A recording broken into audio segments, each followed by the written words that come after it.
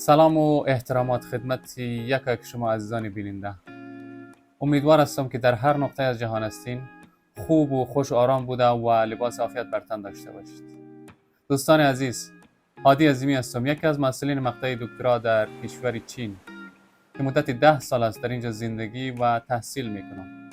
هدف من ساختن این ویدیو فقط یک چند معلومات مختصر در مورد دودامینای هزارگی که چند وقت قبل در صفحه فیسبوکم نشر شده بود خواستم برای شما یک معلومات مختصر و تکمیل را بکنم و یک خوشخبری دیگر برای دوستان استرالیایی ما دارم. پس لطفاً تا آخر ما را بیننده باشید. همون قسمی که همگی ما و شما میفهمیم دوستا، چین یکی از بزرگترین تولید کننده کالاهای جهان است. یعنی از قبیل پوشاک گرفته تا وسایل خانه و آشپزخانه و موادهای تعمیراتی و وسایل اسباب بازی الکترونیکی یا هر آن چیزی که شما به ذهنتان خطور بکنه در چین تولید شده و به نقطه نقطه از جهان ارسال گردیده و مورد استفاده ما و شما قرار میگیرند. به همین خاطر تیم ما که تجربه 10 سال کار و زندگی را در چین داریم و با فرهنگ و عنعنات و زبان کشور آشنایی کامل داریم، خواستیم از این فرصت استفاده کرده و با تاجران و دوستانی که قصد تجارت را دارند همکار خوب شما در چین باشیم. ما به شما کمک میکنیم تا به سریعترین وقت ممکن و کمترین هزینه کالاهای مورد نظر شما را مستقیما از کارخانه ها سفارش داده و به هر نقطه از جهان با بهترین خدمات برای شما ارسال کنیم. یا به عبارت دیگر، تیم ما پول ارتباطی بین شما تجاران عزیز و شرکت های تولیدی در چین بوده که کالاهای شما را مطابق سفارش و میل شما خریداری و آماده و برایتان ارسال میکنیم.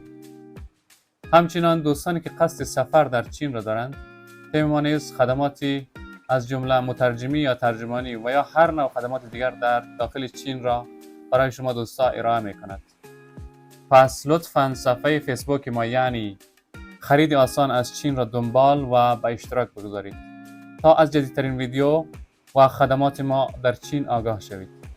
در این صفحه جدیدترین ویدیوها از کالاهای مختلف با معلومات مختصر منتشر خواهد شد تا یک مرجع خوبی باشد برای کار و تجارت شما عزیزان.